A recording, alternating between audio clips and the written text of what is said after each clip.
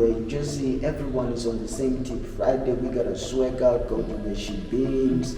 You know, till Saturdays there was trouble in the streets, people are fighting. Sundays you just hear that, oh, who and who is in prison. This guy's come with like a bunch of blankets and whatnot. Like, where did you get this? This is winter too. And I'm like, I need one, bro, but where did you get first? That we were in town, we break into a house, we got that, you know, I'm experiencing things now, you know. I'm seeing new things that I haven't seen in my life. Like, was the turning point actually was something that made you like do you needed to change? You know, it's crazy. I used to say that. Sometimes I feel like, why am I alone now? You know, it's too much, man. It's too much. Life is not easy, you know. The thing is, like, I was actually moving around from school to school. Oh, wow. Yeah. You know, like I say, you don't have a sustainable house to stay at. Yeah. But you're doing your school, but actually all of that movement with different people can actually affect you, you know. So love is the most important thing that we need in this world. Regardless of material needs, regardless of money as well. If you don't have even love in your household, you know, that state of love, that comfortability, that having that closure, you know, growing up with lessons, rules, morals, and responsibilities, you know, it can break a boy child.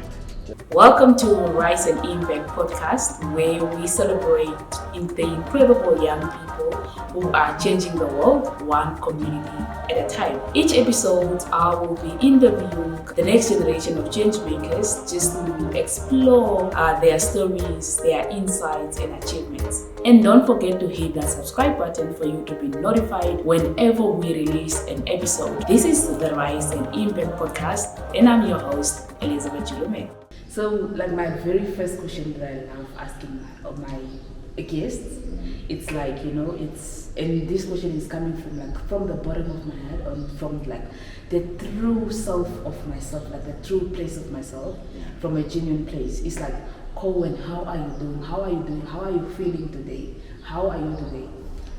To be honest, you know, couple of days, man, like through this time, this week right now, it's like I've been going through this, is it a transformation or a breaking through phase, you know, and I'm too internal these days, you know, just there in my zone, just thinking of ideas, thinking of what's next, actually, what's next if I break through this phase. You know, I've been in this, in the past, I've been in these scenarios, I've went through these challenges. Now in the present, I'm here, and still I'm facing a bit of issues though. So you're going through like emotional kind of trauma or something like that? No, it's not actually trauma. It's not actually trauma. It's just like how can I say? For example, you know, it's like two soccer teams are playing. I don't watch soccer that much, but I know the strategies. Two soccer teams are playing, you know, and it's that minute of 85.6, you know, and it's intense inside. It's like we want to know what's gonna happen after the match, who's gonna win the match, how are you gonna win the match, you know, that last goal, how can I score that last goal, just to find that completion of a puzzle, just to complete that puzzle of what I really want to, you know, accomplish or objective, stuff like that. I think like I kind of understand and I kind of relate. You know, we are in this stage, like there's so much happening like in the world, especially like we young people, we are all trying to figure out what we are good at. We are all trying to figure out like our lives and all that. And we kind of sometimes feel overwhelmed from everything that is happening on, and from you wanting to succeed in whatever you do, or just wanting to make an impact and all that.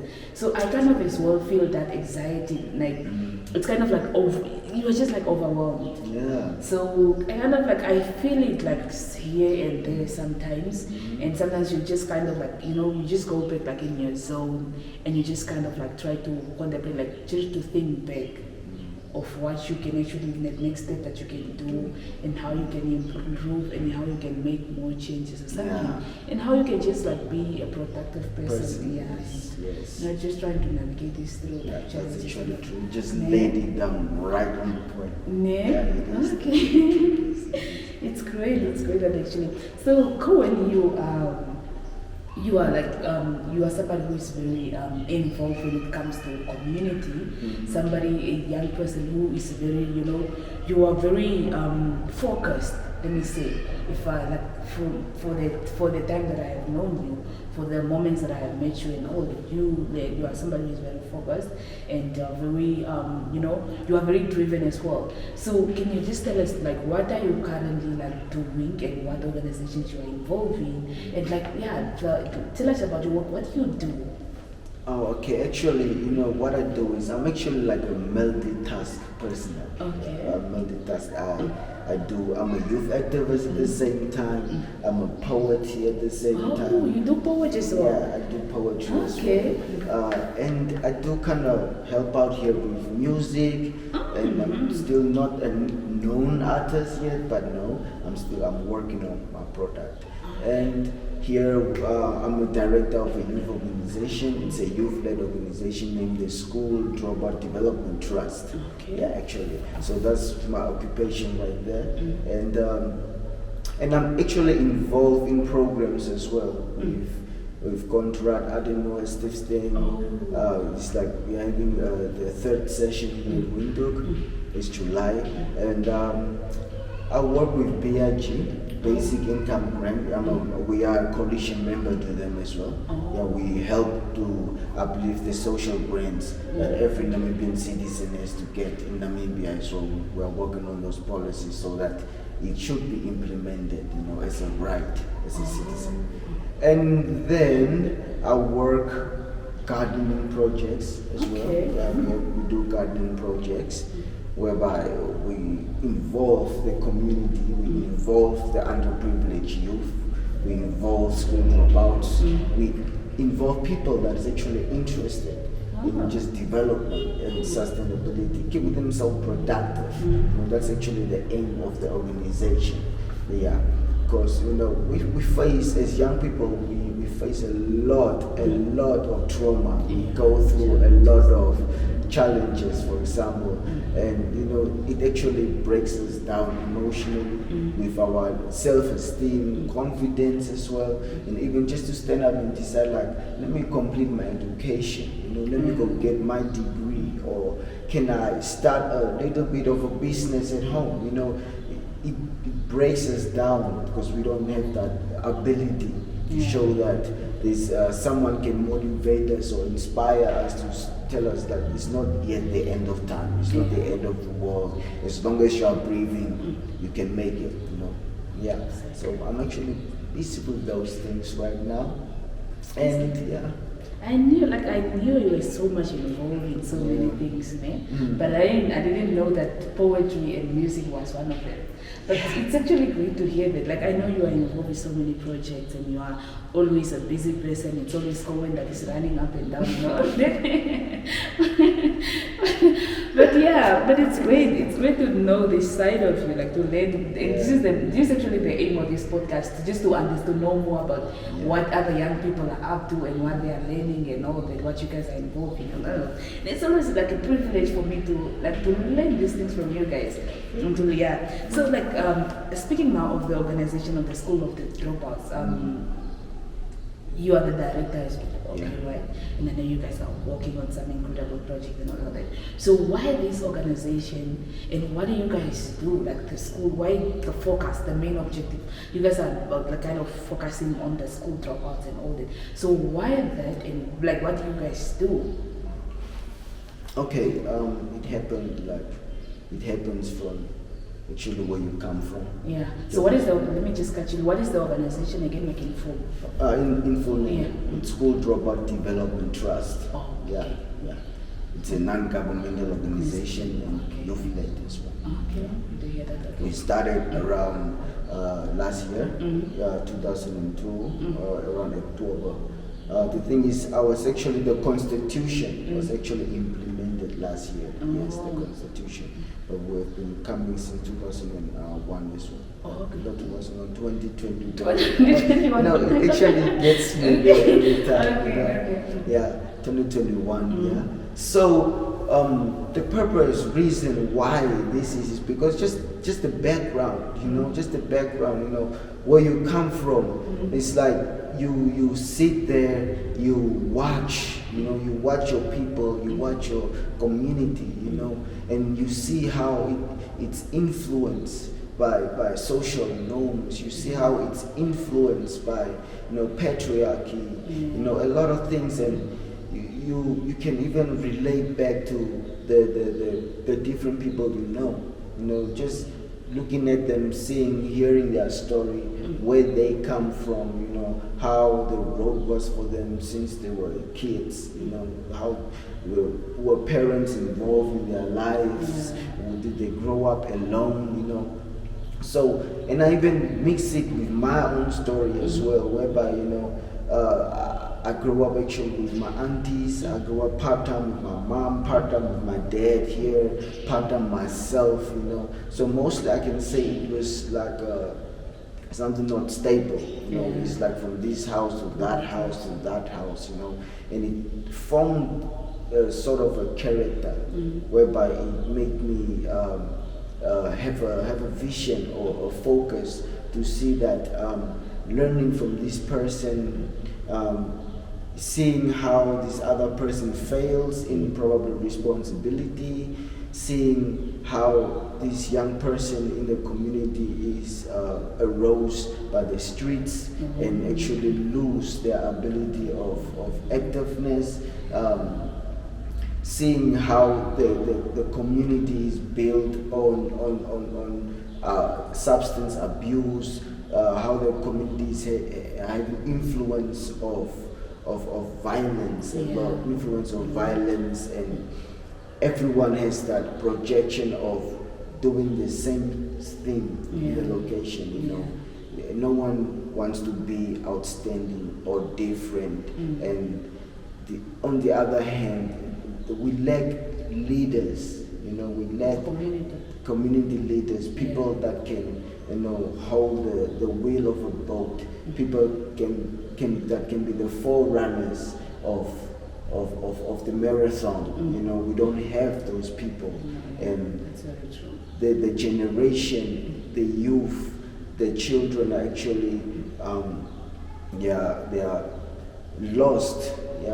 You know, they don't have direction, sense of humor, they don't have focus or vision of what they want or need, and it's actually just like a playground. The world is like a playground, and you sit there and you see that I have been in the streets, you know, I have grown up in different houses that actually mentally almost, how can I say, must I say, not disturbed doesn't sound really well. Kind of like kind of like destroyed or almost mentally like destroyed because of, you know, love. You know, love is the most important thing that we need in this world, regardless of material needs, regardless of money as well too. If you don't have even love in your household, you know, that stable love, that comfortability, that having that closure, you know, growing up with lessons, rules, morals, and responsibilities, you know, it can break a boy child, just like it can break a boy child, you know. That's very true. And it will emotionally traumatize you, whereby you will be, you know, you just want to be on your own, you know, because of how you grow up. It's like you don't even know how to relate with people. Sometimes you don't know how to be just in between activities with people, and you distance yourself a lot, and you're just there like, hey, no one loves me, what's up, and that type of way. But as you are growing, you are shaping yourself even, because what you do is you don't give up. You don't give up, regardless. Like, you are looking for a solution always for a problem, or you're thinking like, how can I overcome this thing that I'm in right now because of what happened in the past. But you can see that what happened in the past has its own story, whereby you don't know actually why actually maybe your parents could not be there for you, or why your parents is not in this world. You don't know why, So you try and put yourself in their shoes to understand that why is my parent this way today. You try and put yourself in that shoes, and you can see that person is a human like you. There's feelings like you, there's emotions just like you. It can go through trauma, it can go through pain, and maybe they don't have that ability that you have, that makes you control yourself, trying to find a solution for your problem, so it cannot be like a generational curse. So that's one of the reasons that actually forced you to kind of like start the organization, because it pushed me, because that pain, that love, that rage or anger of seeing why are things not in the right place where it should supposed to be, and everything is just a mess. It's a mess, and you are trying to no, there's gotta be a change, and you just don't think about it, or you just don't speak it, but you're trying to put that in action, and you are a living proof of how even the community used to know you. Like this guy came from Komasdal, this guy came here in Katitura Damara location, okay, this guy is this type of dude. He used to be there as probably a street merchant. He's from a street merchant. This guy, he changed into someone that is doing legal business, having a shop there, start selling some products that can benefit the community, After that, this guy even works with children, always have children at his home, sharing food, helping those that is in need, From there, this guy takes people, he works with them on cell phones, they fix cell phones, they look for a way. So, that's how the community can even see you as well as someone that brings a bit of a difference. Because you come there, you just see everyone is on the same tip. Friday, we got a swag out, go to the shebeams. Till Saturdays, there was trouble in the streets, people are fighting. Sundays, you just hear that, who and who is in prison. Monday, you hear that who and who is pregnant.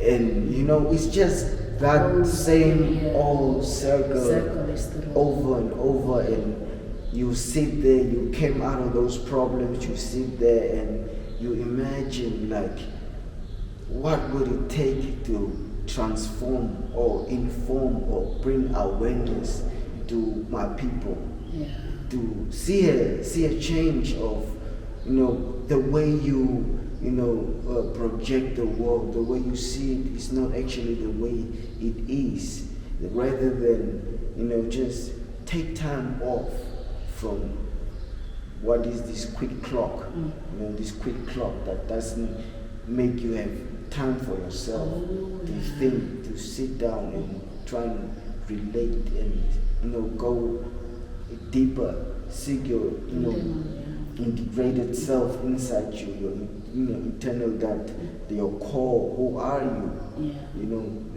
That was one of the triggers that actually boned me, because I started reading certain books. I started pushing myself away, asking questions that, is this you? Were you this type of person? With who do you relate? And you don't find it. You are looking for that person with your own character as well, and you don't see it. And it actually came to me, we should start an organization. Let's start a School Dropout Development Trust. But before that, we had a youth-led organization there as well that we started as collectives. You know, we helped each other as boy child within the community, and we started first a youth-led organization there, and afterwards then we started with School Dropout Development Trust. Yeah, just to help out the boy child, the girl child, to find solutions to their problems, to try and develop them into sustainable development goals, show them the ability of, it's never over as long as you are alive, that you can be somebody with your skills, with the talent you have, what you possess, even you did not complete your informal education or your formal education. That doesn't mean that you need to hold yourself back and be always the rest of your life behind the class, be left over always. But try and make a change, try and become someone. That's very true. That's actually very true. And I think being really growing up in these our communities where there's so much influence and there's so much there's just so much that is going on, and you just sitting back and just internalizing yourself and saying, is this my life? Is this where I'm going to, is this the person that I'm going to be for the rest of my life? Or do I need to make a change? And how can I actually be able to help my brother and sister within the community as well? And I think being, especially school dropouts, and we drop out of school due to different reasons and due to different circumstances that we find ourselves in or our community in and all that. And I think that's actually one of the biggest problems that we have in Namibia, because you find so many people, so many young people, we dropped out of school, but then we don't have any plan. You drop out of school, so what is next? What is next? Yeah, what is next and all. So can you just maybe tell us now your school background as well? How far did you go? If only if you're comfortable with the sharing that as well. How far did you go? And is that also one of the things that also contributed you to starting that organization actually? And what led you maybe to dropping out of school if you did, and all that? Yeah, just tell us your story. Okay, my school years. I went my school till secondary school, till grade 10. Yes. Here in Windu? Yeah, in Windu. The thing is, I was actually moving around from school to school. Oh, wow. Yeah, like I said, you don't have a sustainable house to stay at. Yeah. So it's your mom is in Ochivarango, she has her own problems, and then you got sent again to Windhoek here. In Windhoek you come stay here at your aunties, from the auntie in Ochumise, again to the auntie in Gomasdal, then from the auntie to Gomasdal you move back to your mom, and after that just again sent back here to Windhoek. You come then you decide, then you stay at your dad again. But you're doing your school, but actually all of that movement with different people can actually affect you, So, but I'm good what I do. I go with school, I'm going for my school, but the problem is, I can't I'm just a placeholder in a house, So I have to be grateful of staying there and sleeping there. So it's not my education has to be done by my parents, So then I went till grade 10, examination started. That time we had these NSC books, right? So 2013 grade 10s we were using NSC books to write examinations. So we have to study from those books, and it was not the same notes that be summaries or notes that was given by the teachers at school. So it was a whole new curriculum. Yeah. So then I was okay, I need those books. So trying to like communicate with people like, yo, I need this type of books. People tell me like, nah, they can't do it, what. And then in the same year, my grandma died here, and that was the only person that I was really close to, you know, because every holiday I have to go to her, stay with her. So I was really close to that person, and it was like that. So mental you are just a child. And you are just a child. And then I wrote, the passing point was, what was it, 21, 23, yeah? So I was just missing like 1 point. So I went for 22. So then I'm asking myself, like, oh, you see, if I would have just got that books too, man, and it was just like a little bit of a step to the other side of the lake. But this is what I have, because that's what my life is at. This is how my life is. So I can't complain, but I have to understand. So after that, I decided I will go for, then I was going to College of Arts like that, because it was just to work on my skills, my talents that I have. So I'm going to College of Arts, back and forth like that, learning some media, some music, some productions and stuff like that. And I'm even being used for MCing as well. So after you finish like 10. So I'm using those skills that I have, going to home theater, well, not home theater, school theater, going for auditions there and stuff. I'm using my skills. I'm using myself. Trying to navigate life after that, I decided I'm gonna go for IT training. And you're doing all this on your own? Yeah, I'm doing it on my own. My dad kind of helps me just at the last minute. Now, okay, let me try and put you in, because now he feels the guilt that he could not afford the books for me, so like that. So I went for IT. I completed that course. I got my certificate for that course. Then after that, I was even aware with agriculture, because in school I did not have accounting, but I took agriculture. So with agriculture, I was one of the A+ students as well. So Noedam was the place that we used to go.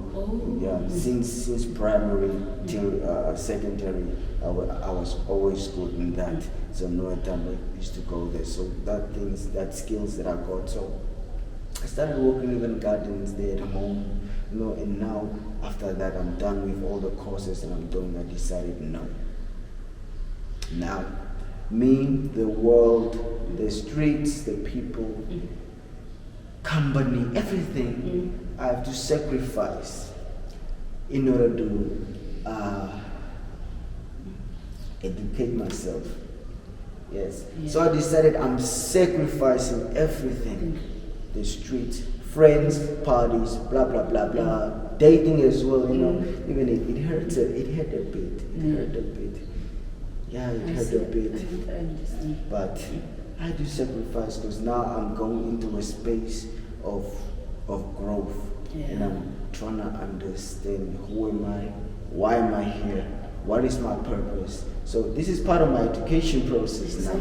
No, I don't have college, nothing, but I'm providing that college for myself in my space. So I started downloading books.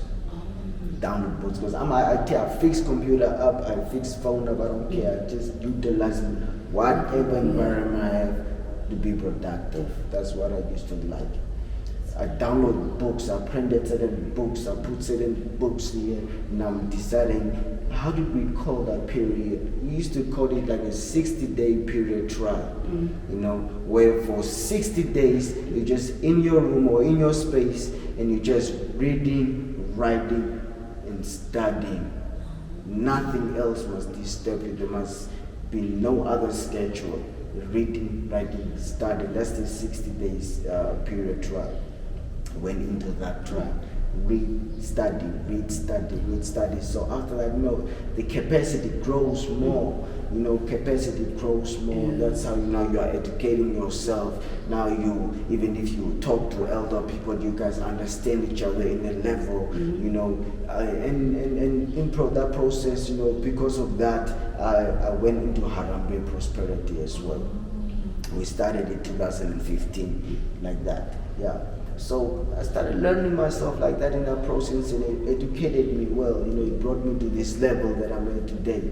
Because I decided I'm giving myself that self-class, because education and studying is actually free. You don't need to pay for it. So, and the important thing that I decided I want to continue my school is that I wanted to, like you said, you said something like after we are done with our graduations in colleges, it's not determined that we will be employed. Exactly. So I decided, okay, so I'm studying, I'm actually involving myself in development process whereby I become self-employed, and that's how it went. I study here and I'm self-employed here now, just to know how the economy actually works, how that structure of marketing goes, So I started self-employment business, little car shops here and stuff like that, and I'm still studying here. I'm learning myself here, and this actually created a one thing that made me who I am today, because I wouldn't have been this person if I would have not given myself time. Because I regretted for not finishing my school, because I really wanted to, but then I understood the situation that I was born into. So that situation made me become mature of how to process myself and become a better person, regardless of the challenges. That's very true, and I love the way you said it. Like, I really because it's very hard to find people like you that are open to talk about, especially when it comes to the boy child, or to just talk about love in the household. Because like in the community where we grow up in, we don't really, like you said, you were being moved around here, and you did not have a stable house.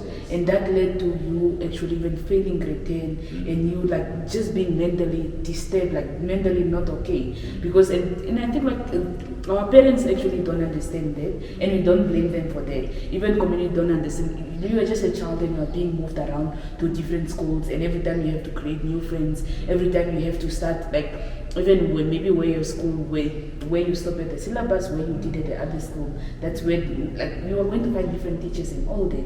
And you, a child growing up in a household that doesn't have love, actually, that also like contribute to you, like, it disturbs you mentally, emotionally, and physically as well, how you kind of present yourself in the community and all that. And it's great the way you actually took up the challenge, the way you decided that you kind of transform yourself, because you could have been like, you could have taken a different road, and you could have been involved in something else different, but you decided that, okay, I'm in this situation, I was born in this situation, but does this have to be my life? I have that ability, I have that worth in me, and I know that I'm worth of something, really something great, and I can do something out of myself. So you decided, I'm actually going to take up this challenge and build myself in a productive individual, learn new skills, just build my life, be a productive, and not just be a statistic. It's just like that in our community, and I love that about you. And I know, like, even like from the very first day, like when I met you, like in that program, I knew that you were a special person. Yeah, you're making a melanin guy blush right here. You should stop it. I know, like, you are a special person, and like you are very focused, and you know what you want, and I love that about you. And you like in the community that you grew up in now. So can you just tell us a bit the life that you were living before, like, because you went through a lot, and obviously you kind of how do I say it now? You kind of used the mechanism to actually just keep yourself out of thinking this whole thing, and because obviously there was a lot of going on. You seeing your fellows proceeding with school, and you were out of school, and you don't know what to do with your life and all. So can you just tell us about what was the life that you were living before you actually before you decided, like, I need to change. I really need to change because if I don't, then what was the life? Okay, the life I was living. Okay, I was like, I have to now, I have to go back to place where I used to stay now. So, now after I drop out of school, now I'm just a free guy living the life. In the streets. In the streets, but most of the time not in the streets, because I used to stay in Ochmis and Gomasta, both places. But I was that guy always. I love my zone. You know, I don't know why, but I love my zone. Okay. Yeah. So I was just zone playing games there, going to a Gomasta. But while we were there, you know, then this I don't know what kicked in. There was just something just kicked in, like boom. And people, we just started being naughty all of a sudden, you know. We just started stealing cars, going out, go party, you know, go sunrise. We started drinking, enjoying life, you know, making house parties. We were just on those tips.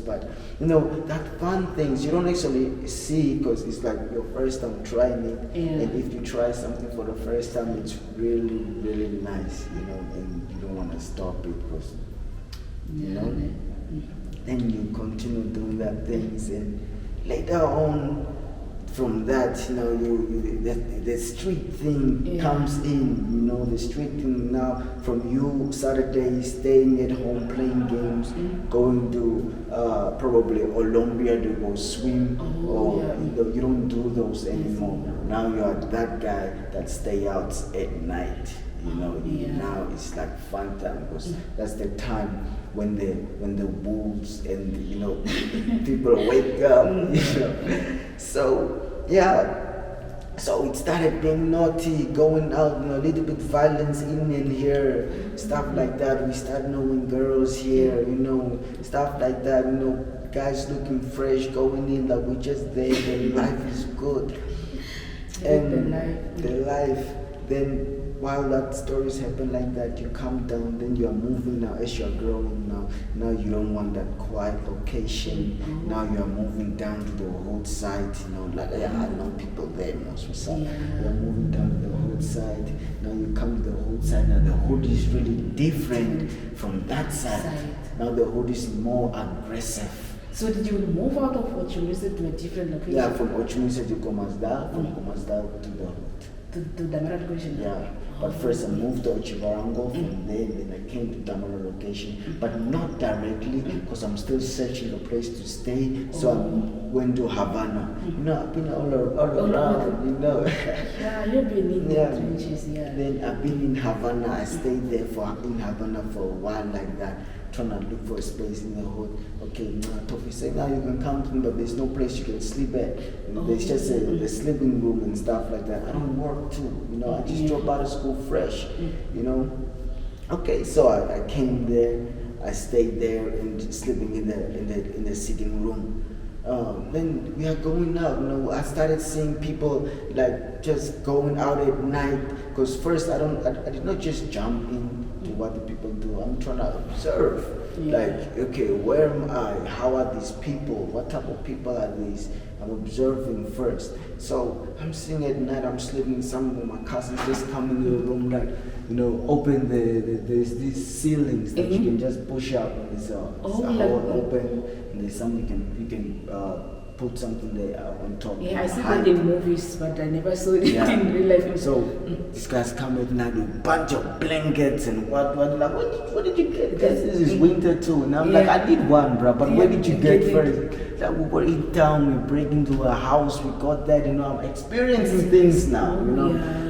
I'm seeing new things that I haven't seen in my life. So I'm like, wow, okay. So to me, it's like you're trying to put yourself in the people's shoes to understand the situations. Okay, you say, okay, now you are broke, you want to hustle, but okay, you are taking that step, okay, but you know, I don't jump into things. So okay, I said, okay, that's one of the things I saw. Then I saw again other scenarios where I go out with people, we go drink, but I like chilling. But now here I'm seeing new things.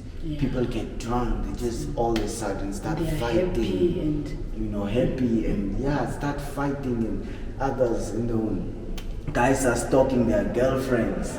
Like where's this girl going? I used to see things, bruh.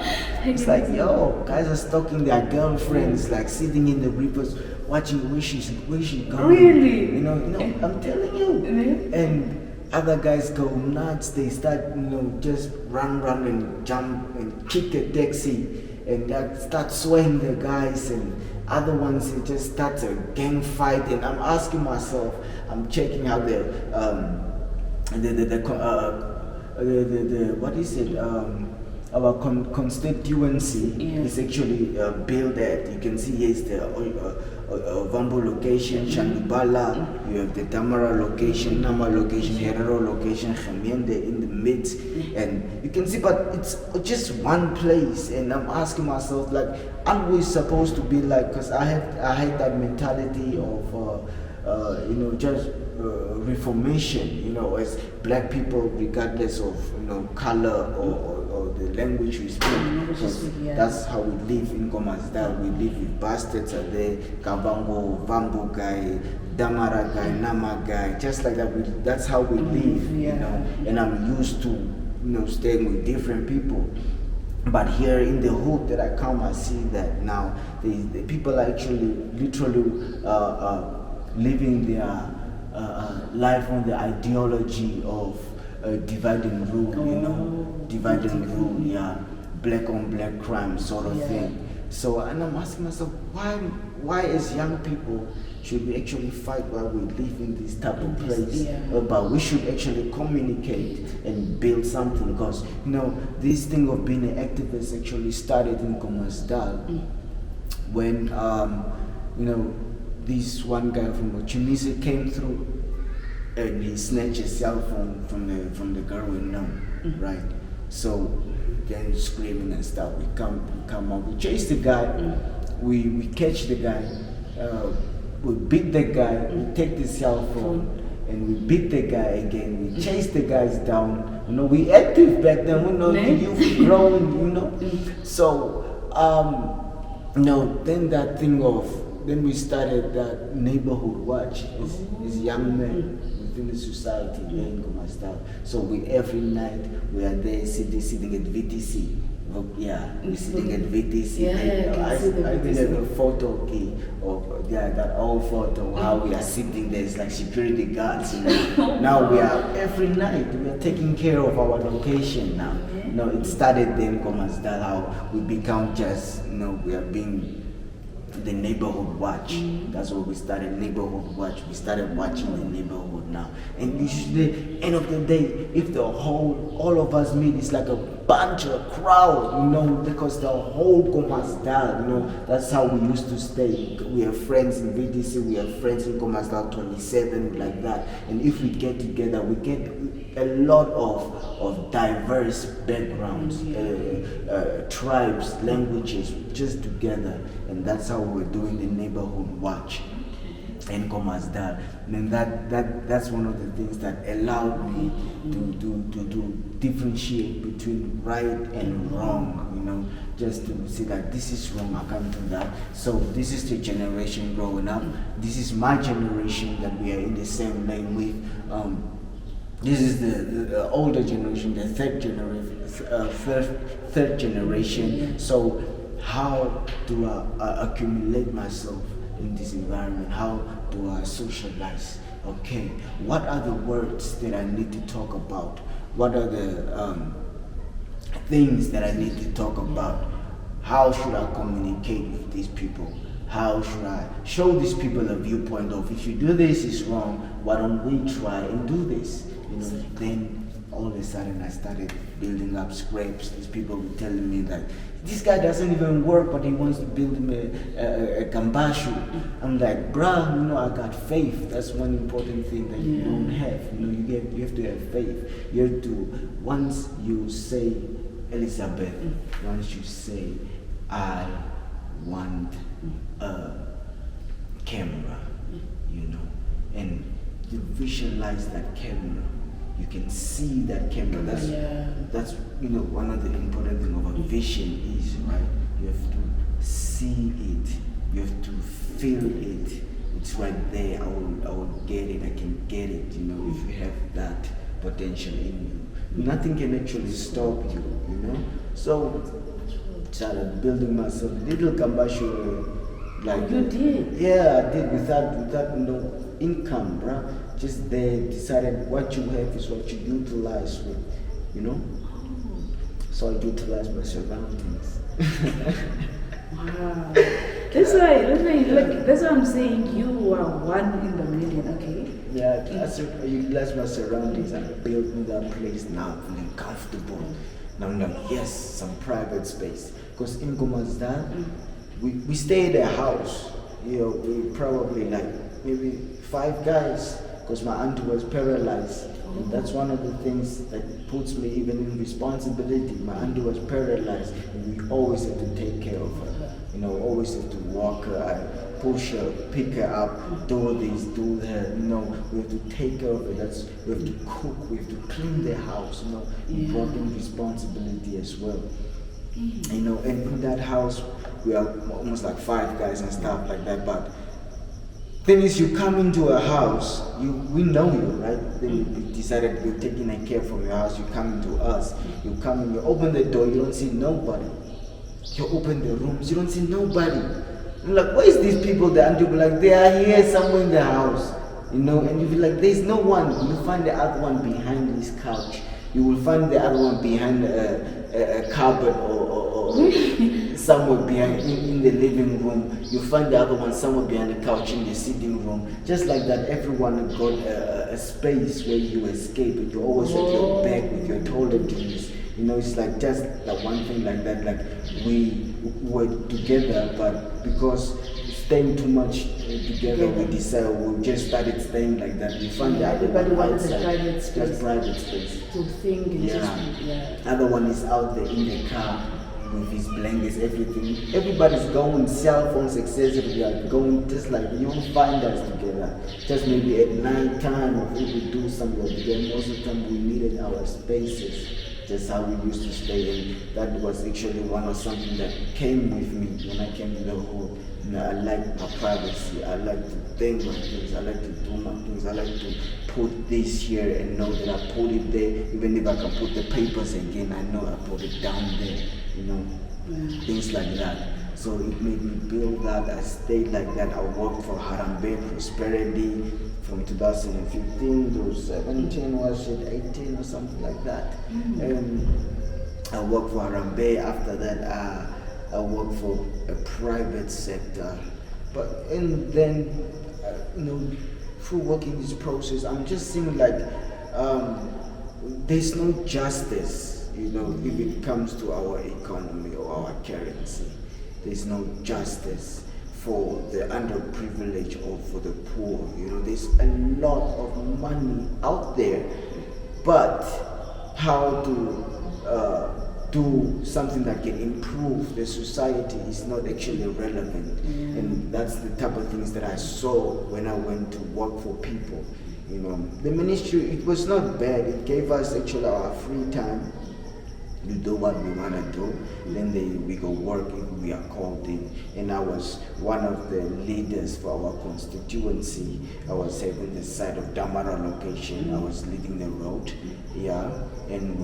and mobilizing. You know, those skills even started there. I started mobilizing within the communities. I started communicating, networking, seeing the issues happening on the grassroots level. And that's around 2015, 2015, 16. That's where I'm already at. I'm starting mobilizing, talking to the people, getting people together at one place, distributing, you know, leading the road, and that's how I'm starting my processes as well.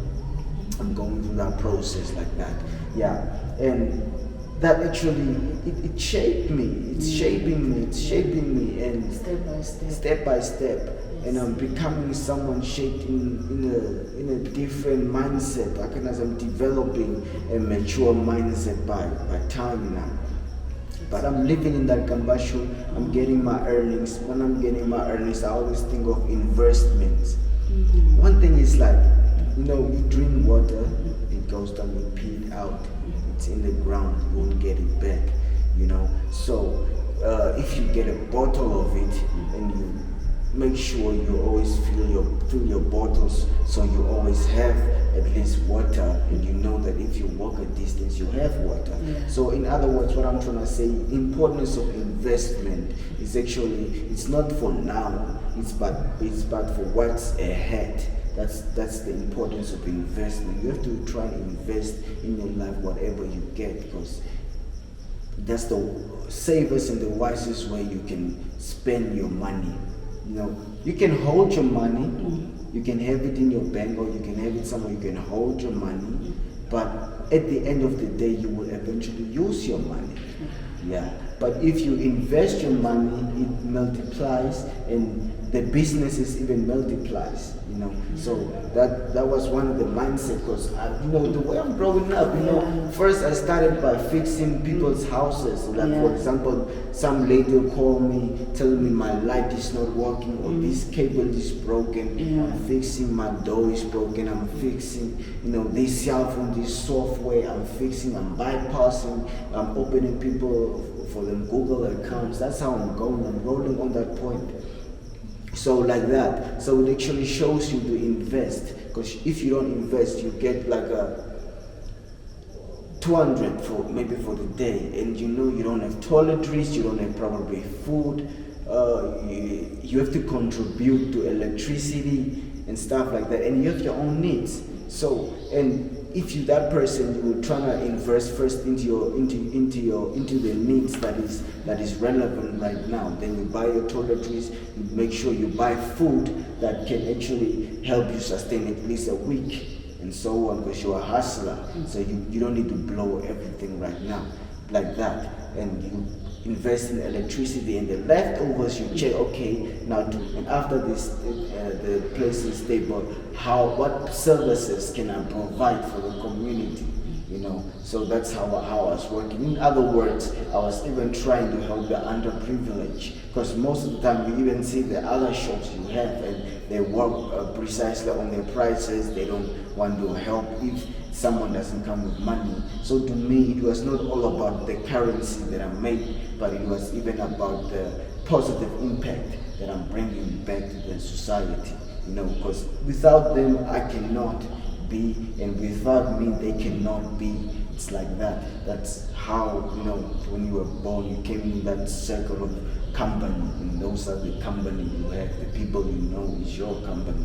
And then in that process, I got a boy. I got a boy. I got a 4 years old boy, one. So, you know, who was young, who was wild, but no complaints. So even made me more responsible to be like, because I would not let my past be his future. Yeah, I would not allow what I went through to be for him, because as a human, I have to tap into what a human is, to understand a human and why we are going off course as a human into a broken child.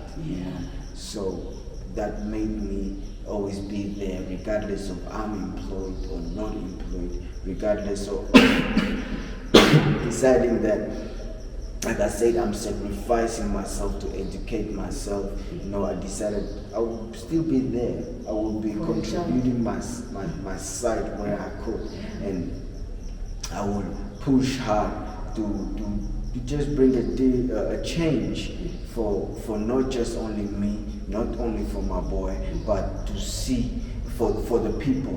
For the people within the communities, those under bridges, those every day without nothing to eat, those without a place to sleep, you know, and that's the issues we are facing. And as a person with heart, mind, and knowing how it is, and you push yourself out of it, but we all are not made the same, and that other person doesn't maybe have that ability to drag himself out of that hole. You know, maybe he needs that light to be shone upon him to see that, oh, there's a gate for me to get out of here. You know, like that. Wow. Like listening to your story, like, and I don't think we talk about this much. You know, growing like from where growing up, like going through what you went through and being involved in what you've been involved, and just you deciding that this is my turning point, I need to change. And you actually acknowledging the things that you went through, and kind of like you went through those things because of there's a reason why you went through such things, and you don't kind of beat yourself up of what things that you did. You just the most important thing is the way forward. How can I contribute into the community, and how can I be a productive person in the community to actually contribute to the development of my community and all that. And you deciding that because you're growing up like in a broken home, or just being moved around and not having a stable actually place where you can actually call home, and you starting a home for yourself, building a home for yourself and all that. And I think that's very courageous to do. That is something very courageous to do, and I just commend you for that. I really wow. I don't know if it could have been me being in your shoes, I don't know if I could have taken a decision that you actually took, or a road that you actually took. So, and that's very brave of you. So and just was the turning point actually was something that made you you really needed to change? Something what happened that really made you to change, or one of the wildest things that you ever did?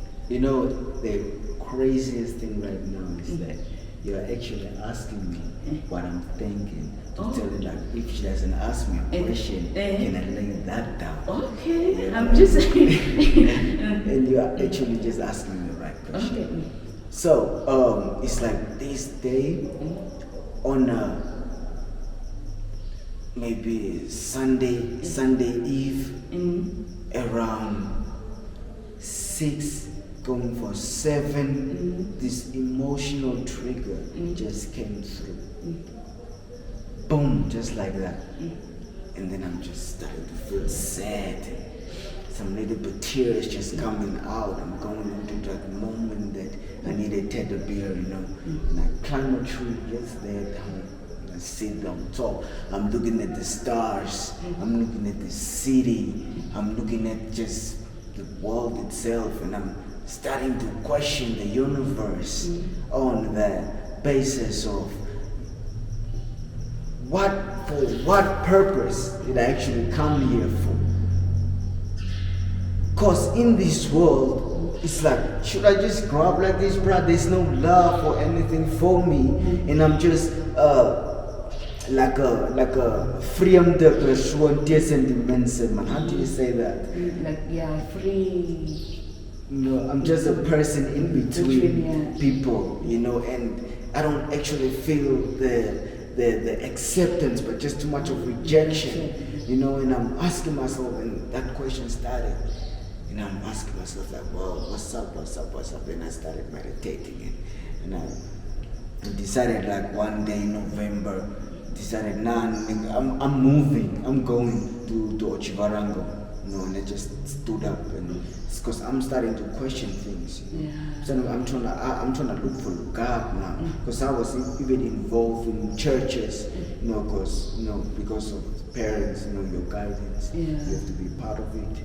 So I was involved with churches as well. And I'm questioning, I'm in churches, I'm in music here, and I'm questioning myself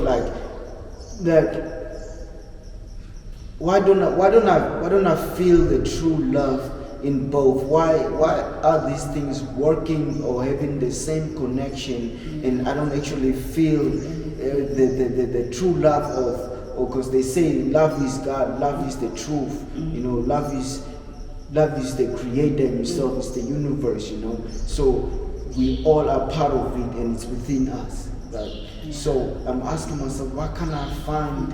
Why these music things that I'm doing and these Christian church things that I'm in, it has the same relation. And they say that music is Satanist and Christian is godly people, or thing like that. So where I can't fit in both. In any of them. Yeah, I'm looking for actually that true thing that I can connect with, and not to feel the rejection, but love and purity or something like that. I don't know.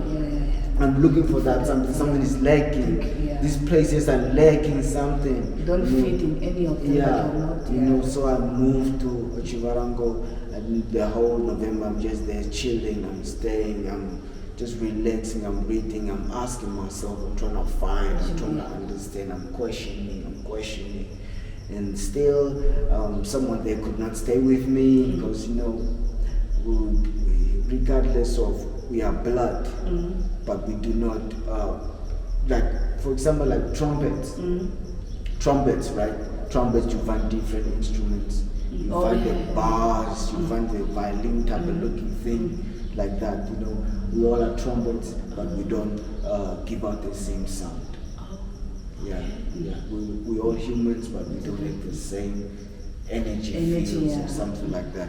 So I came back to Winter again. When I came back, I came to my dad, like I said. So I'm starting to question now.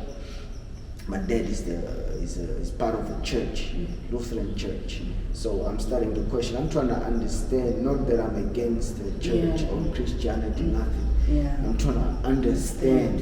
I'm trying to understand, because if you come into this world, it's your responsibility to make sure your child knows what he's dealing with, what that person's gonna face in it, and where that person is at. Because this person just came into this world, doesn't know, he just came in the train, but don't know where the destination of the train is. So you, the passenger within the same train, is to tell this person about the destination of the train. So start questioning and stuff like that. So as I'm questioning, I'm tapping into people, I'm tapping into the mindsets, trying to understand, where are we actually? Where's your viewpoint?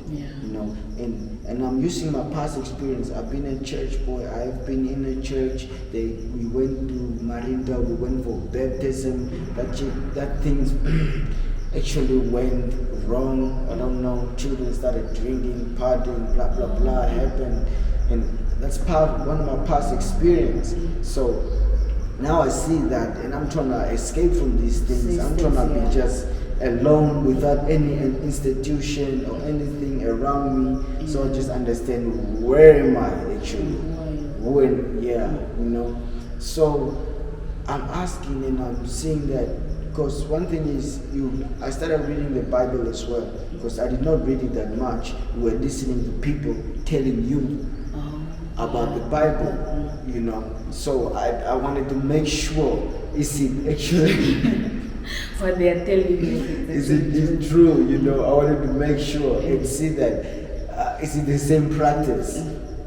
So I started reading it, and I read. First I did not literally understand, and then I saw I was even living in the world of unknown, a place that I don't know where I was. And as I'm starting to read, starting to pray, starting to understand, and I started to realize that, there's two different worlds in one world, and I saw that the first person I was blindfolded and was just living a life of directions, symbols, advertisements, and what has been said. So it's like something that has been prepared for you to just already live in it without questioning it. So I start questioning it, and when I start questioning it, I saw that the directions already prepared like a map. But let me try and create the map for myself to see that without that directions, how can I maneuver or navigate within this thing I'm in. So I started sewing that, and I'm seeing people cannot give me right questions, and I started seeing people that I used to know started distancing, and we are not relating anymore, and I'm seeing that I'm getting boring, I'm getting boring. I was this fun guy, having time, enjoying life. I'm starting to become boring, my conversations are not leveling up with the basic human being, and I'm changing like that, and I'm getting boring, and then I'm not understanding why, but then I'm seeing it's part of maturity, I'm seeing we are all of this violence, all of this discrimination, not understanding how to be living in safety and equality with your woman as well, not to understand the difference between separating friendship and having a time in your relationship, not seeing that the responsibilities that needs to be if you start your own family, what you need to contribute in it, rather than just viewing the world on sexual activities, or viewing the world just on let's just have a good time, let's just have fun, party and live life, but you start seeing life on building blocks, on building blocks, how it can develop you, how you can be more creative, how you can be fundamental and think outside the box than what has been already made in the box. It started there, because that awakening process, and now and I'm living I'm avoiding old life, and I'm starting to create a new life, and that's how the journey started. Because what they say, I don't know.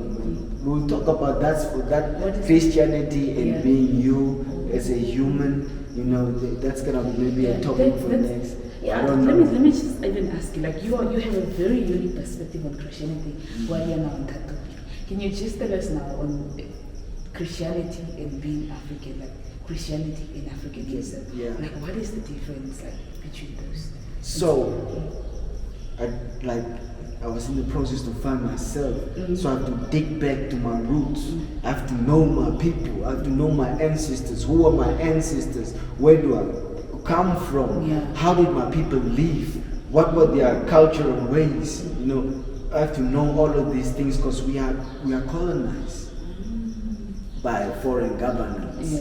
So I only know how to live in a European way.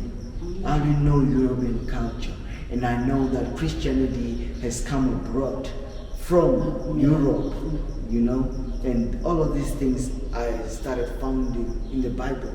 I started, differentiating, searching, trying to understand, like I said, practice. This is the same practice, and I'm seeing what the Bible says is actually like what's happening in the world, and I'm seeing okay, they colonizers come abroad from Europe.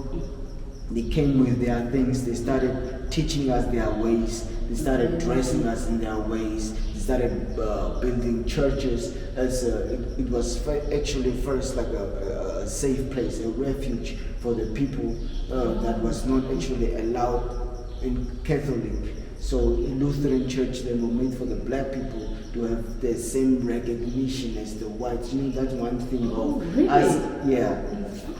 As Africans did not acknowledge or identify who we were in order to want what the other person wants as well. So because Catholic Church is mostly was for white people back in those days, Lutheran Church was started somewhere there in the Western, and it came down here to the Southwest Africa, and people got involved there. Communities were served food, help, refuge, and stuff like that. Okay, it was something good, but it's an organization, it's an institution that plays their role on their constitution, right? It's not a problem. You're providing, you're helping out. But the only problem is that we as Africans, we forget the ability we have, as human beings. We forget that if you dig deep within you, you can see that we were not uncivilized communities, but communities that knew what we were doing, communities that use our resources or our spirituality to develop ourselves physically and spiritually, So then, because of my past experience of being in part of a church and being there every Sunday, every weekday, and going through the experience, and I'm now here in this place that I started reading and understanding for myself, and I can see the practice differs, So we mainly practice the Constitution as Christians, We don't actually practice spirituality, and we are used to that mindset that only if we go Sunday to churches or if we meet pastors or prophets, it's the only time that we will be safe or we will be released from the problems we have, or our blessings will come and stuff like that. So it becomes a problem for you whereby you don't believe in you that you have the ability for your own change. You have the ability for the increase of your income. You have the ability to control and discipline your own family. You have the ability to be employed if you want to be employed, because everything starts from you. Like, without the universe, you won't be you, and without you, the universe won't be it itself. So the universe is in you, and you are in the universe, So you yourself are already spiritual being. You yourself are already informed being if it comes to the Bible itself, because it's already in your heart. You know what is wrong and you know what is right. And you know that if I project that image of I could actually become someone, I can overcome my fears. I can, and then you are giving out that good energy to the universe that created you. You are giving out that good energy that can attract back positive energy for your doors to be open, for you to succeed in life, for you to have a positive, lovely relationships. It comes from you. So how the society is actually built is it gives you, it's like they open the top of a human mind and pour all of this rubbish in you, and then they create this institution whereby they can do their job in providing safety and protection and helping and motivating the people. Good, but then they use spirituality as a key, and the dirt inside there makes you to run to that place to go look for guidance, but not taking out the dirt from you, but putting more dirt in you, but just giving you that little information or just little motivation whereby you feel wanted and accepted because these guys say so, but you don't feel wanted and accepted from your own perspective. That's why I started differentiating things and seeing that why as Africans do we not actually go back just to our roots, because I don't believe in our roots we actually discriminated our people. These things actually come through oppression, whereby our leaders were so oppressed that they have to project that image back to us, and then our parents will project that image to you, and that image to the next generation and the other generation, and it actually becomes a culture where there is patriarchy within our traditions, where there's women are not allowed to be who they want to be. It actually did not come from the origins of who we were, but it developed in the road, and it became a tradition today whereby we are missing a point, and we do not believe in our tradition, then we believe in religion. And religion is something that has been developed for you to be kept busy, so you don't focus on you yourself and connect, because we don't actually, the place for gathering is for us, for me and you, to talk about our stories, talk about the trauma I've been going through, to share with you, and for you to motivate me, for me to come say, Elizabeth, today I'm hungry, we did not eat, can please the church help us with some food? Or can the church help us with this amount of money, because our house is at debt and we need to pay this so we don't lose our house. That's actually what the church was supposed to be for that gathering, helping each other, uplifting each other in the communities, sharing information, giving awareness, but that actually changed.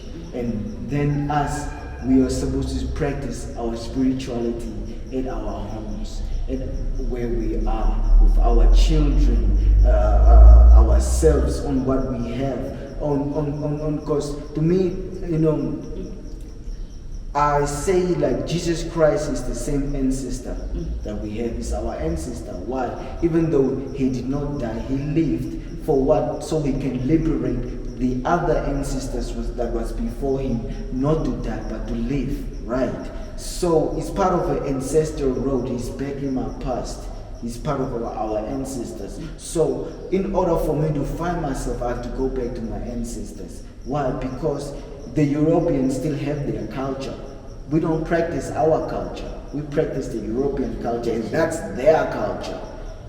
That's where they are. In the name of Christianity, Hitler killed people. In the name of Christianity, genocide happened. People were enslaved. Those are the blind spots we don't see. So I asked myself, there's a church, there's music, but where is the truth? And I departed from everything just to find the truth. And the truth did not come from any philosopher or historian or pastor. The truth came to me where I am.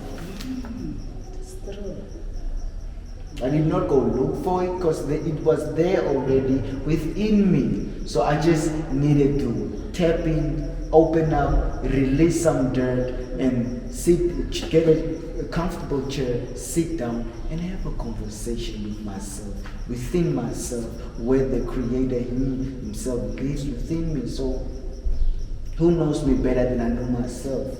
It's the Creator knows me, and He's in me. That's why I know myself like He knows me, and stuff like that. And that's where I saw that Christianity needs to have a hold, whereby we misinterpret the Bible in different ways, and we use the Bible as a tool to say that, women should literally stay this way, or discrimination or what. But if you got to use your understanding and sense, you see that there should be justice, equality among women, men, and whichever gender there is within the communities. Because if you don't have love, what are you contributing? Hate and discrimination, So if you are a spiritual person as an African, knowing where you come from and looking back to your tradition and your roots, and you will see that you have that thing called the love, whereby you knew that I will be able to pick up that big stone, but I know Elizabeth will be able to do the gardening for me, because she's more gentle and she handle the fruits, vegetables really well. And I'm more masculine and raw. I will handle the rock really well. So that's how we decided to give each other tasks. So if Elizabeth is more stronger and looks more manly, she can pick up the rock with us. We don't mind. That's how it was. We're having that equal rights within the households as well, So all of these things changes because there is a strategic plan of everything, and everyone wants the world to be the way they want the world to be, but we don't want the world to be the way like a majority should be, but we only focus on minority of what decisions that is happening within the country, even itself, So that's how I saw it, and I saw that nothing was wrong. There was no discrimination or inequality between us. But what happened is that the oppression, the genocides, the rulership, the colonism, all of those brought this a generational trauma that followed us and became a culture and a norm within the societies. You know, we lost ourselves as people. You know, so as African people, we lost ourselves because why? Hunger came in. We have to have forced labor came in.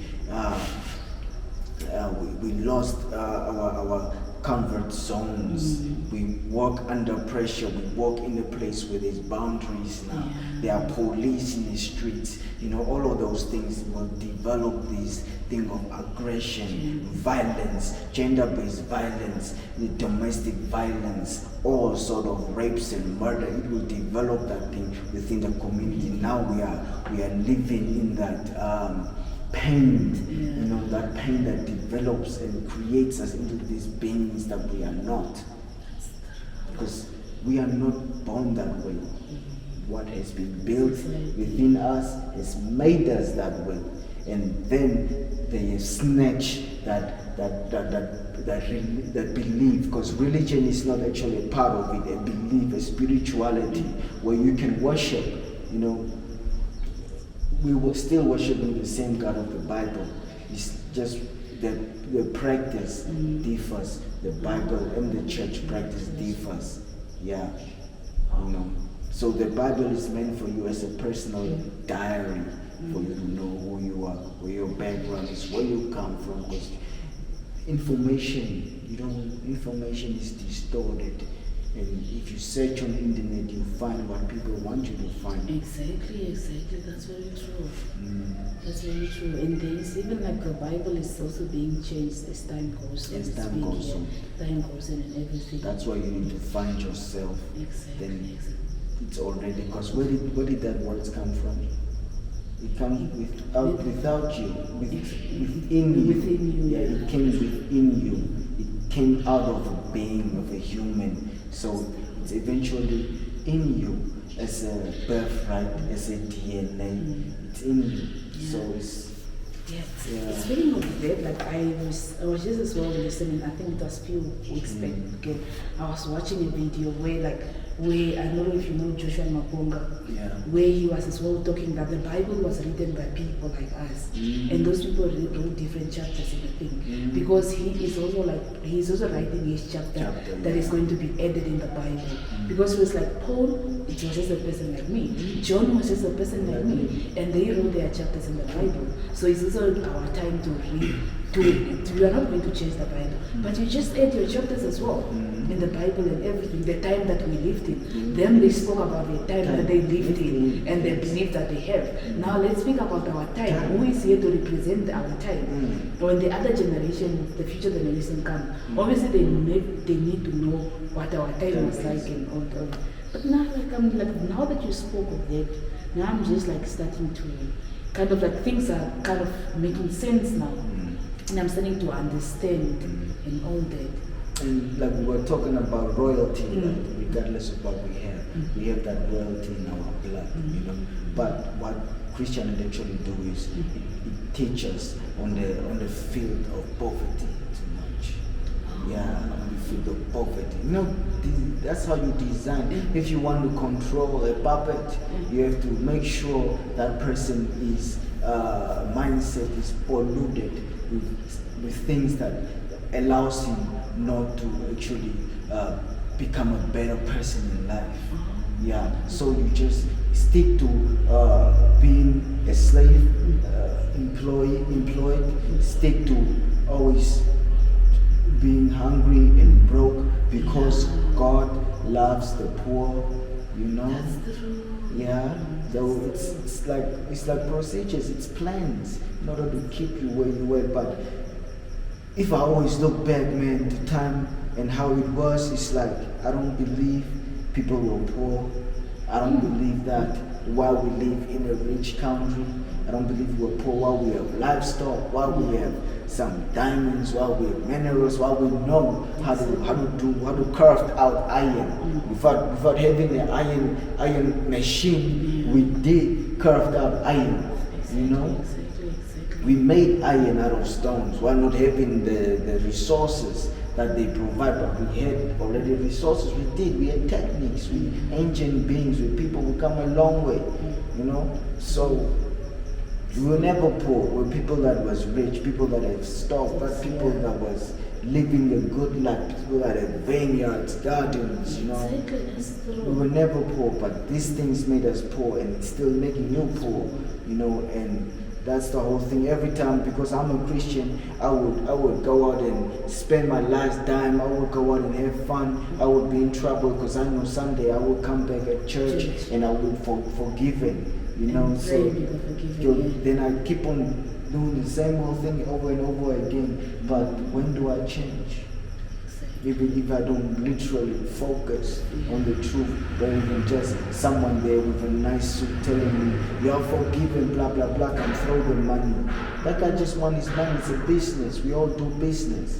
You know, that's the way we should look at it. If you are part of that society of Christianity, you should know that you are under a organization. Not something that will help you spiritually, but something that will benefit you physically. You know, you should know it like that. It is part of a charitable organization as well that we're talking about. You know, it can assist the community, help, and it can work with other NGOs to make a better environment for the community. You know, that we can take it that it's not a bad thing. It's for that.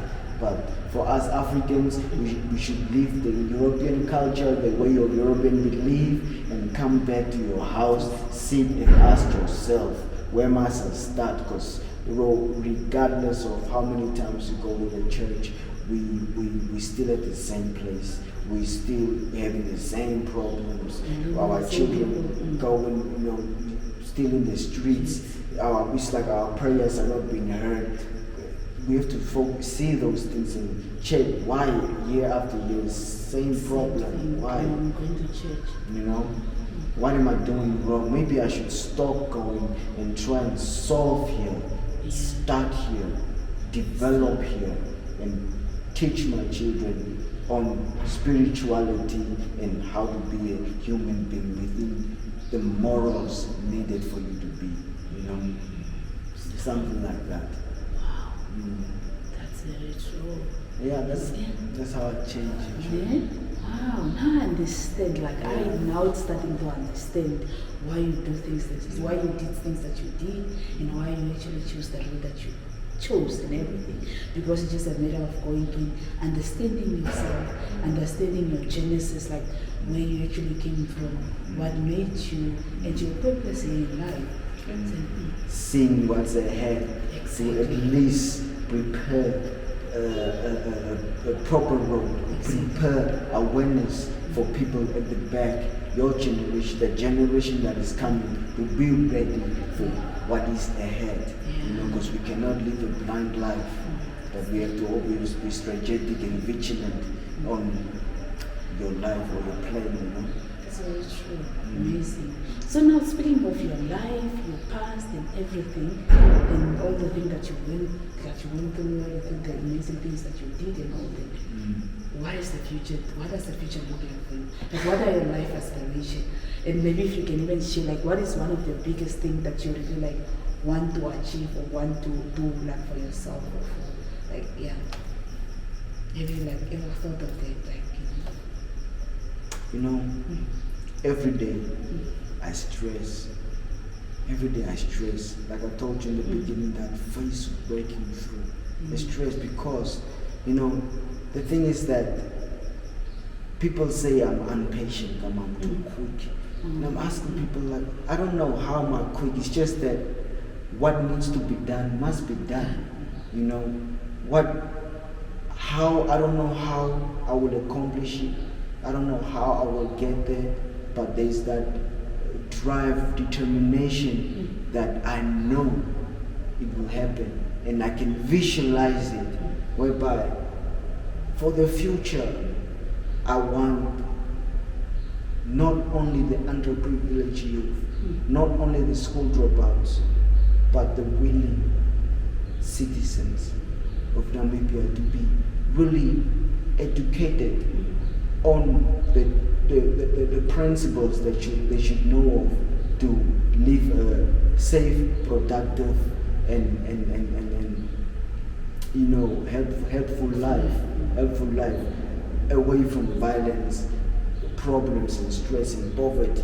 That's what I want for the future to be, where people are self-employed or are employed, but under the principles of knowing their rights as humans, knowing the policies of what is actually happening within the Namibian constitution, to understand where they are and who they are as a citizen, and how they can contribute and how they can benefit from the country, and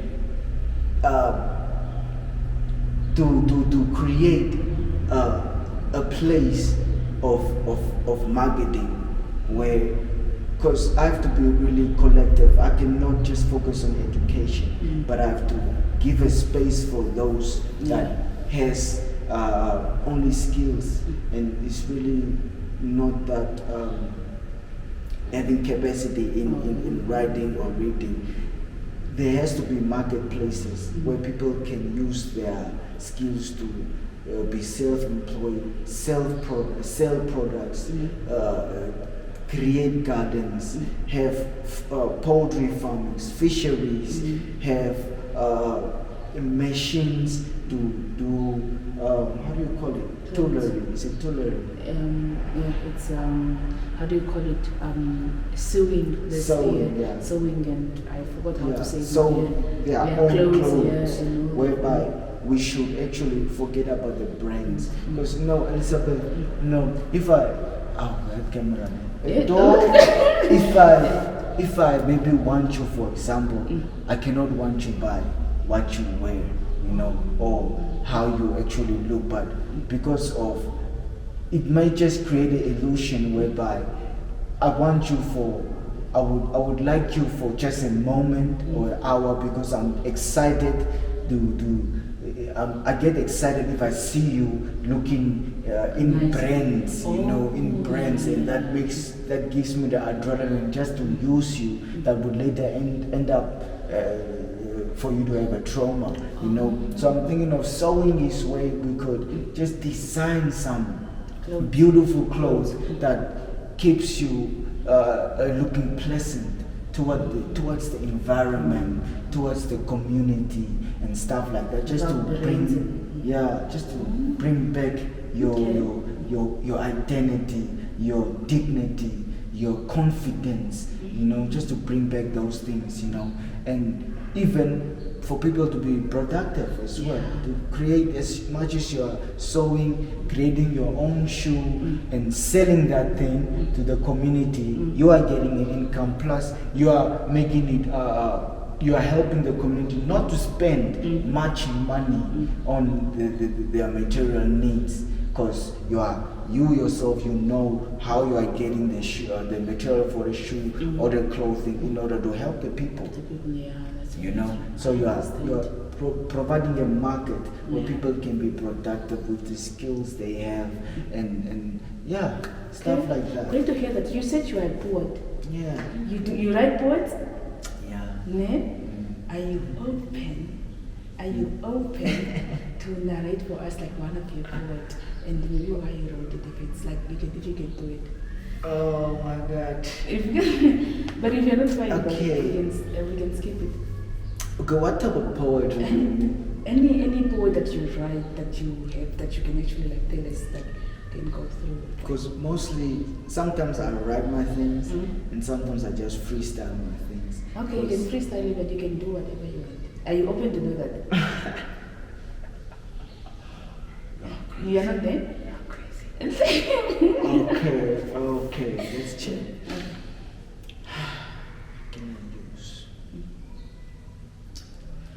Okay, let's go for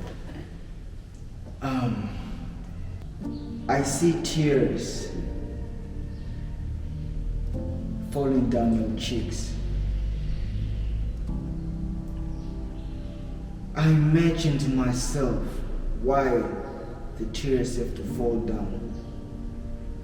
I wonder, should I take a tissue just to wipe it? Keep you comfortable and humble. I know that I've seen you across the streets. Every night I sit on my porch and I watch how you speak. It's not the same the way I could see. Every time you walk past, it seems like everything is okay.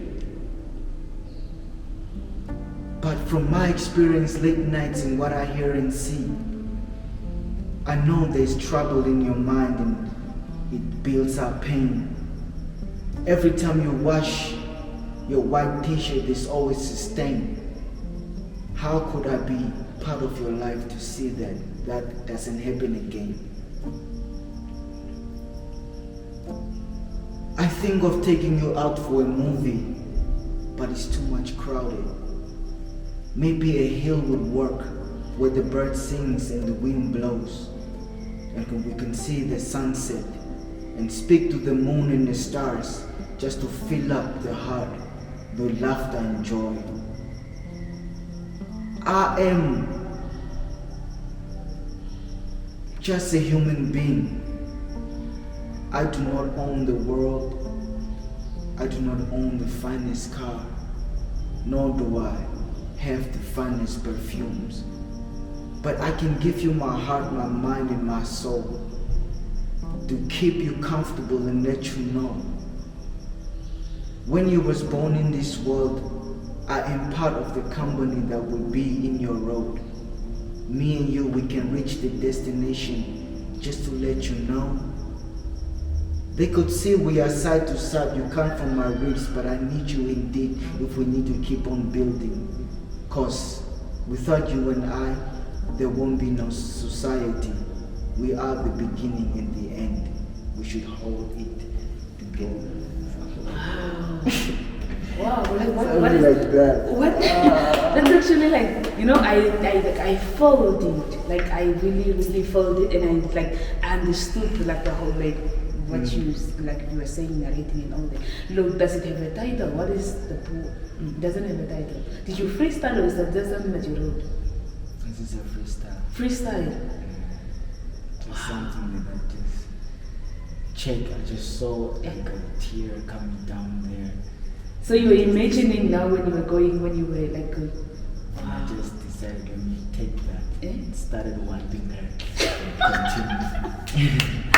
Oh wow, amazing. You are brilliant. Yeah. You are brilliant. That's what I'm saying. You are a special person. You are very special. You are full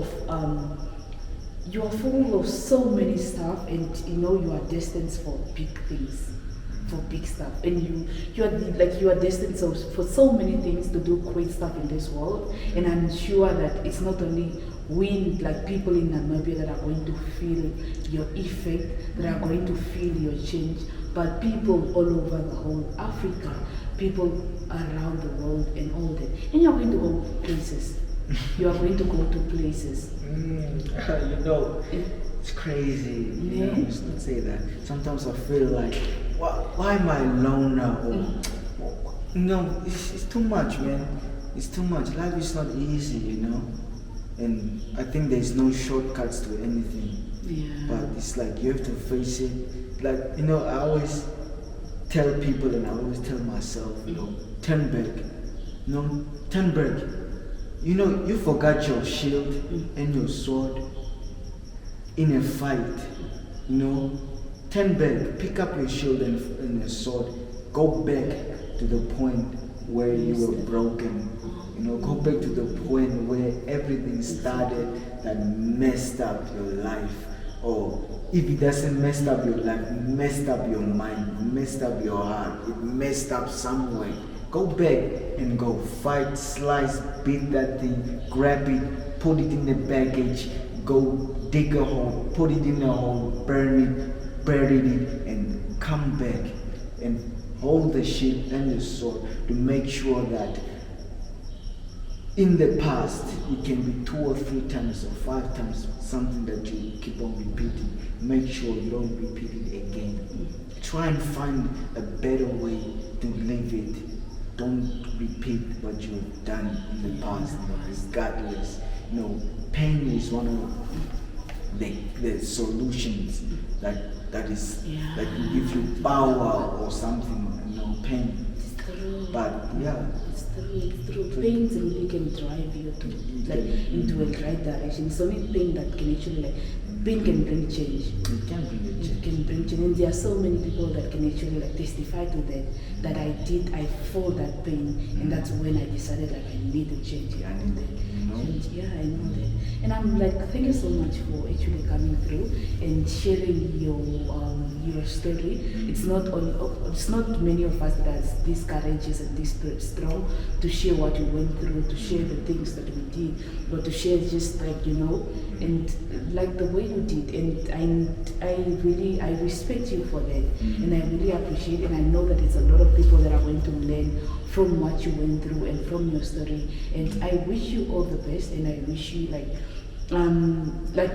be strong as you are, and just remain focused no matter what. There are so many how do you say challenges, but so many things that can actually trigger you to kind of take other paths again now, maybe to take shortcuts and everything. But as you say, there are no shortcuts in life. We all have to go through that long road, or we have to be in that queue and actually to just see our dreams come through and all that. And I respect you for that, and I wish you all the best. And I think I'm always here actually I can assist in whatever way, maybe talking and all doing way that is possible. We know we are all young people that are trying to find our road in this life, and trying to just trying to find our purpose in life. And I think that we should not do it in isolation. We should be, as young people, we should come together, discuss our challenges, discuss our ideas together. And it's always good when you have another young person, and you're able to take your phone and call and say, I have this idea, or I've been having this thought and all that. So how can I navigate, or what can I do to actually just take myself out of this and all that. And thank you so much. Okay. I don't know. I don't have any right expression to say, but I enjoyed it. I enjoyed the moment. I like your vibe. I like your energy. You really are a bourgeois person, and I kind of I relate. So thank you for Thank you so much. having me. Okay.